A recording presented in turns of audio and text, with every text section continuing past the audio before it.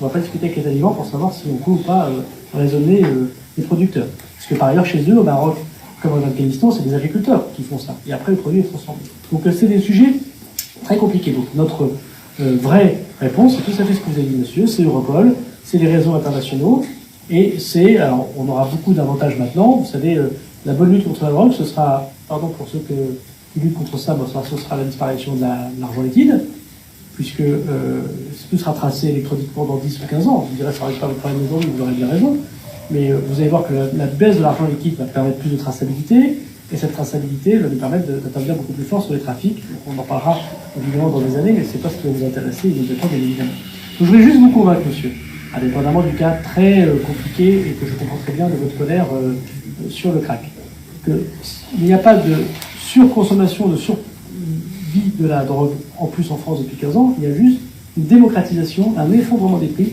qui fait que maintenant n'importe qui, dans n'importe quel endroit, à n'importe quel moment, peut avoir accès à ce genre de choses.